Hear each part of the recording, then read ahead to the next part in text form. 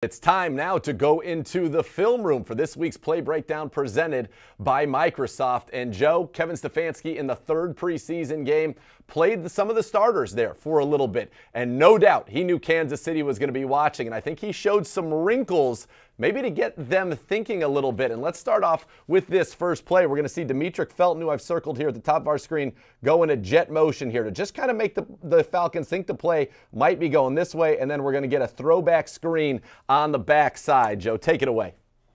Yeah, the reason you send Demetric Felton in motion here pre-snap is so the blockers get that man zone read so they know who they're looking for when they're getting out to block. But watch the great job of the timing between the blockers, Dearness Johnson and Baker Mayfield. Dearness Johnson does a great job bluffing the nickel pressure man that the Falcons are sending off the edge. And what he does is he makes him think that he's going to block him until the last second, and then he slips it. That timing is so important because Baker Mayfield's going to get back to the launch point. He's going to set his feet for a second. That draws all the blitzers and all the rushers towards the quarterback. And then he takes two more steps. It gives him the ability to throw the ball over the top of the pass rushers. And it gives the offensive lineman the ability to get out and get in front of that screen pass. And then Dearness Johnson does a great job. He catches the football and he's trying to get up the numbers. That is the aiming point for the blockers. We call that the sidewalk or the alley. That's why Joel Bitonio, you see him running flat. He's trying to get to those numbers.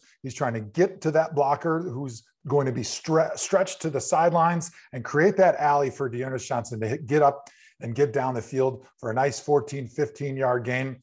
Browns do a great job with timing, which is the key to having any successful screen pass.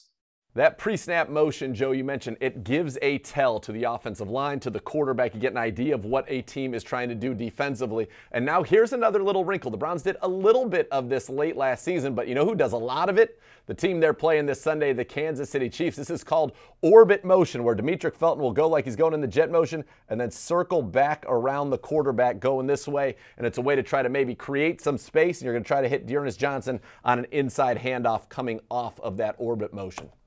Yeah, the Browns are using Demetric Felton all over the field, trying to give the Kansas City Chiefs something to think about for that game that's coming up next weekend. And the Browns do a great job here. This is actually a designed cutback inside run. If you watch the inside, guys, this is really fun for an old offensive lineman like me to watch, because usually the combination block between the center and the backside guard is a double team. But what you see Nick Harris doing on this play, he's actually running an escape A technique here, where he's trying to get out of the way of the nose guard, which allows Wyatt Teller to get a crushing down block on that nose guard. He knocks him all the way to the ground for the pancake.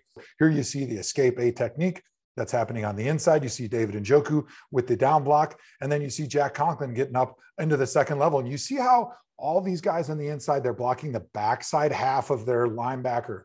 That's a designed cutback play. You see Dearness Johnson cutting right back off the top of it. And then the only man that's free is a secondary element who's got David Njoku one-on-one. And anytime you can get your running back unblocked into the secondary where he's one-on-one with a smaller player, that's a win for the offense. So only a 4-yard run, but 4-yard runs can be beautiful if you're an offensive lineman and you understand how beautiful this is and how well designed this play is by Kevin Stefanski to be able to maybe bust that one for a big run the next time.